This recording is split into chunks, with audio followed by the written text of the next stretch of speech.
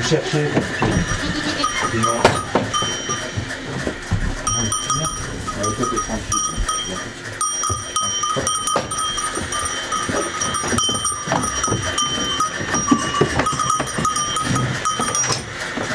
Bah voyons.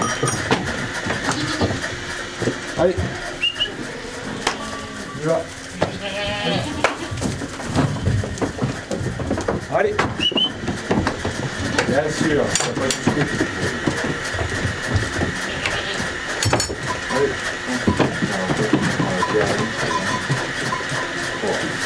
C'est 50 ans, on arrêterait. Parce que physiquement, c'est quand même, sur des structures comme les nôtres, c'est quand même assez difficile, parce qu'il y a beaucoup de choses que tu fais manuellement. Donc voilà. Et puis que oui, on a envie de découvrir d'autres choses. Donc, dès qu'on a la pêche, il faut le faire. Donc, voilà. Mais ce qui est surtout important, c'est que l'outil il continue, quoi. Nous, ça aurait été vraiment un peu un désespoir si on n'arrivait pas à trouver de repreneur. Et là, globalement, ça s'est bien goupillé, quoi. Je pense que sur des structures comme les nôtres, en vente directe, sur des structures qui ne demandent pas des investissements quand même très importants, il y a de la demande, quoi, parce que nous on a eu vraiment pas mal de demandes. Alors que tu discutes avec d'autres paysans sur d'autres systèmes, c'est quand même plus compliqué à reprendre, quoi. Mais bon, voilà, quand même, inversement, il y a quand même 85% de la vente de produits alimentaires qui se fait par la grande distribution. Pour inverser les choses, moi je vais trouver ça, pour inverser les choses, il faut quand même, je pense qu'il faudra du temps, mais là, moi je pense qu'on est à une charnière un peu importante par rapport à toutes ces crises sanitaires, et petit à petit, ben, voilà, on va sûrement revenir à des choses un peu plus cohérentes dans les modes de production. C'est vrai que c'est quand même plus intéressant de produire localement, de vendre localement, que de faire la moitié de la planète pour vendre ses produits, quoi. Donc, voilà.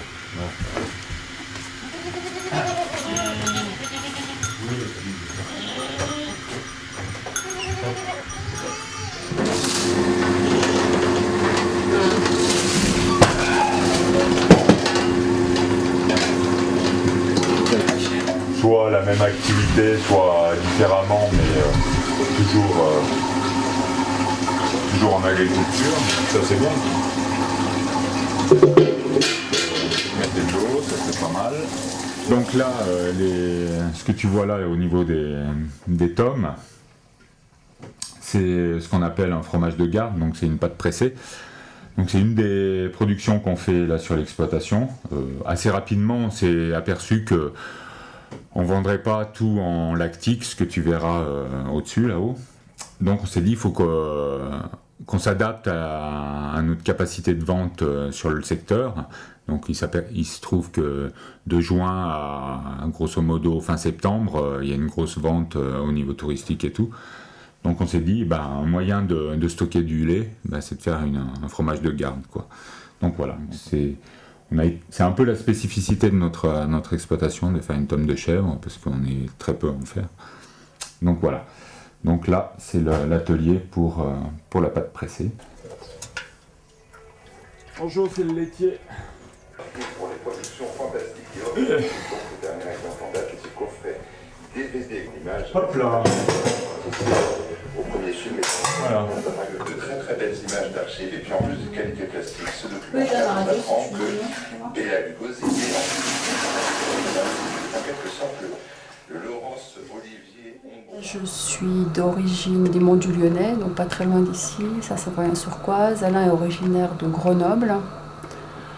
Donc voilà, et on travaillait en agriculture depuis 5 ans déjà avant de s'installer ici. Donc Alain plus sur la brebis viande en estive et moi sur des élevages caprins où je faisais le service de remplacement en fait. Sur voilà, des congés maladie, des choses comme ça. Mais toujours dans les Alpes. Moi j'étais du côté de Moutier et Alain était plus dans les Alpes du Sud, Col de Vars, Guillestre, tout ça.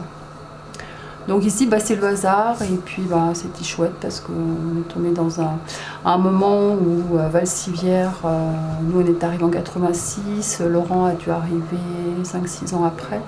Donc il y a eu une certaine dynamique au niveau agricole qu'on n'a pas nous rencontré les premières années. On s'est un peu senti seul parce qu'il n'y avait pas d'entraide possible, parce que les gens qui étaient là et qui étaient agriculteurs étaient souvent double actifs. Donc n'étaient pas sensibles à notre désir de travailler en commun.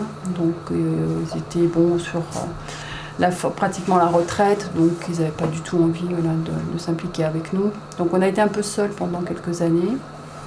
Et puis après, on a pu mettre en place, donc avec Laurent, après il y a Rémi, un copain qui s'est installé en brebis laitière, donc on a travaillé ensemble. Donc c'est vrai qu'il y a une certaine dynamique aussi bien sur Valcivière que sur la région, qui a fait que la région s'est développée, quoi. Parce que nous, les premières années, les étés, il n'y avait quand même pas beaucoup de monde, que ce soit ici, à la ferme ou sur le marché. L'essor touristique s'est fait quand même à peu près quand nous on est arrivés, quoi. Quand nous on est arrivés, il n'y avait pas de gîte, par exemple. Sur la commune ou ailleurs, il y avait très très peu.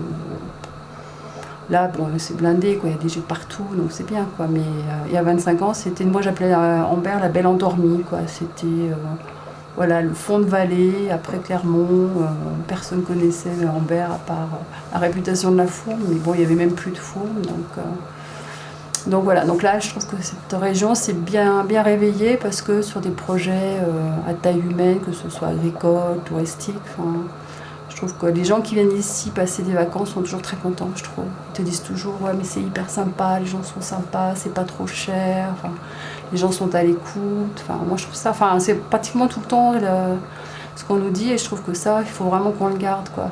Les gens qui travaillent dans le tourisme, il faut vraiment qu'ils aient ce truc-là. On n'aura jamais, je pense, ça ne sera jamais un tourisme comme dans le sud et je pense qu'on n'a pas rien à y gagner à ce qu'il y ait énormément de monde ici. Mais par contre, si on les reçoit bien, ils reviennent et ça, je trouve ça... Vraiment, je trouve que c'est une belle région pour ça, quoi. Ah, Lou, c'est bon. Tu arrêtes. C'est après nous que tu peux en avoir, parce qu'on t'a pas emmené. Hein, c'est triste. Voilà, donc on récupère le filet. Ce qui est super, c'est que tu donnes du liquide et tu récupères des saucissons, c'est fabuleux comme système.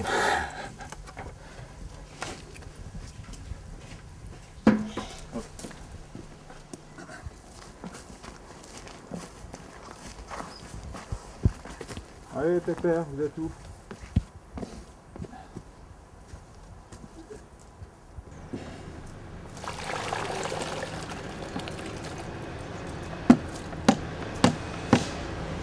Allez.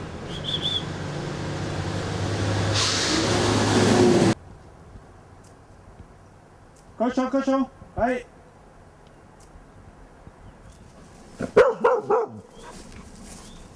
Voilà. Marie doit être à la laiterie. Ouais, la laiterie. Arrête, c'est bon.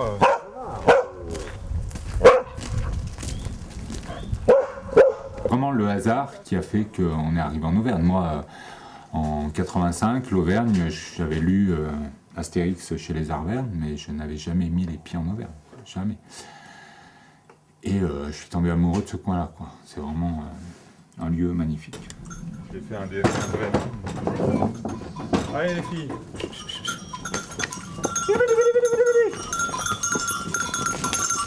Allez.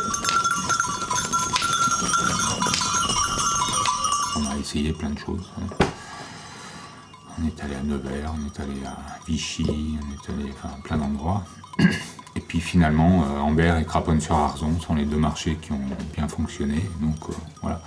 Et puis petit à petit, les gens se sont habitués à ce qu'il y ait du fromage ici. Donc la vente directe aussi sur la ferme, ça marche bien.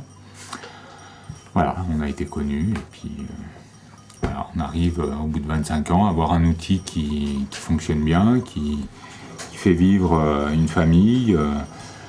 avec des charges de travail pas très importantes, enfin voilà, des charges de travail, mais pas, voilà, avec une disponibilité en temps assez intéressante, qui nous permet de faire d'autres choses, avec un outil qui est justement transmissible, ce qu'on disait tout à l'heure. Voilà, donc on arrive à un bout de processus. Au bout de 25 ans, on avait envie de réfléchir à autre chose dans notre vie professionnelle, et on avait envie de transmettre l'outil. Chose formidable, l'outil va se transmettre à des jeunes comme nous il y a 25 ans, qui vont refaire le même processus, monter une famille et tout. Et nous, on part vers d'autres horizons. Voilà.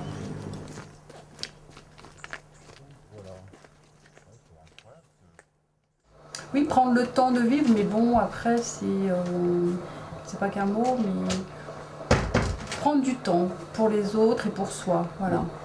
Moi, enfin, je crois que c'est ça, il me semble. On s'est arrêté à 2 marchés par semaine parce que si on en faisait 3 ou 4, ça voulait dire qu'on allait courir tout le temps. Et ça n'a pas été simple, hein, parce qu'on n'a pas toujours bien gagné notre vie. Hein.